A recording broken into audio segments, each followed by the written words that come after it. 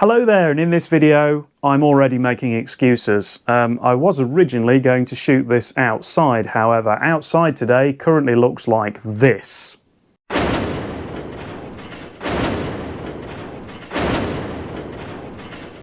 Yeah, as much as I love you all, I'm not going to freeze myself to death for the frankly tiny income that I currently make on YouTube. Anyway, purpose of this video today is to talk to you about parts quality.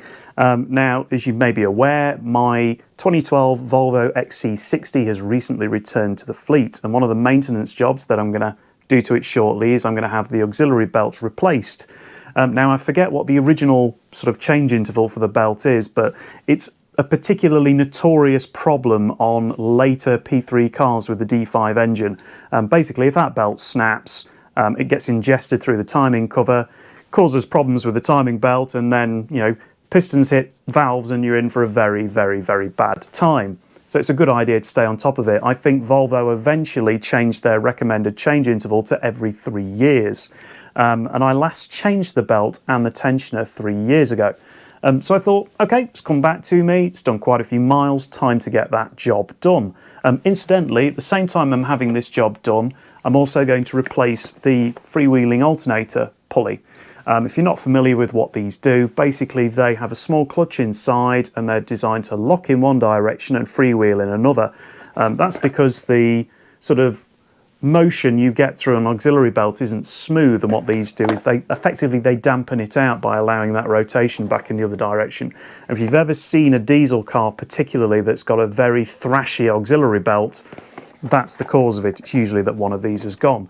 So yeah, well worth changing something like that at the same time. I've also noticed a little bit of extra tensioner movement on mine, which I didn't notice before when I originally owned it. In fact, I'll include a clip of that now.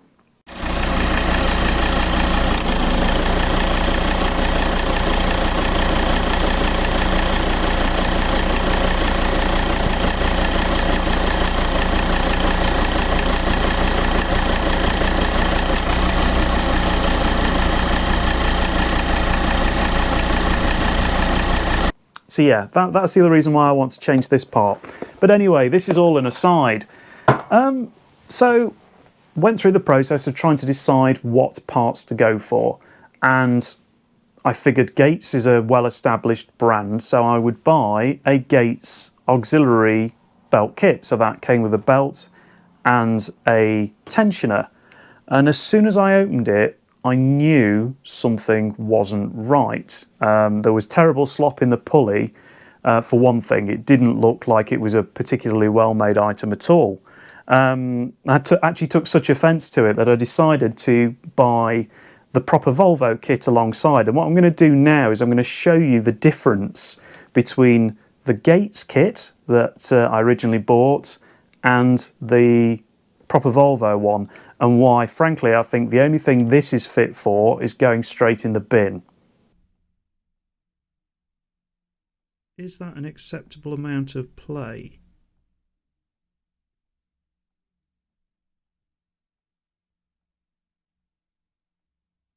For a brand new pulley? Because I'm not sure. I'm not sure it is. Oh yeah. So my genuine parts have arrived, and I am so glad that I ordered the genuine bits now, because the difference in quality between these two is pretty big, actually. You know, I didn't think that the clearances and stuff were right on that one, and having looked at the genuine Volvo part, the clearances are much better. There's absolutely no contact with the pulley when it spins. There's no back and forth play on the pulley. It's absolutely solid as a rock, whereas that one sort of shakes around on the thing. The other thing that really surprised me, though, Leanne, was the belt difference. So that's the Gates belt. Let's see, it says Gates on it. Look at the thickness of that belt. Get it to focus. The thickness of that belt. And I'm just going to compare that now to the thickness of the genuine Volvo belt. There is an absolutely massive difference between those two in terms of the actual thickness of the belt. Yeah, and you look at all the stitching on the side of the Gates belt, you know, and the reinforcement and the stitching and the standard of the belt, the Volvo belt versus the Gates belt. There's a huge difference there in terms of what those two could cope with and their longevity. So I'm really glad that I didn't try and fit that. I mean, you can even see it on terms of the finishing of the surface of the belt as well. So again, that's the Gates one. You sort of see that, and then the Volvo belt is just way more substantial. Way more substantial. So yeah, I'm really glad I bought the genuine bits now. So there you go. Those are the differences that I saw between those two kits. That was a video that I sent to Leanne at Whiteland Restorations originally on WhatsApp, just sort of explaining my horror basically when I very first got that kit. But I do think this is perhaps a very good example of you get what you pay for. And certainly for me, knowing the risk that's carried on the belt area on these D5 engines, I wouldn't trust that. Now, it could be that that is fine, and it may be that it would, you know, do the job.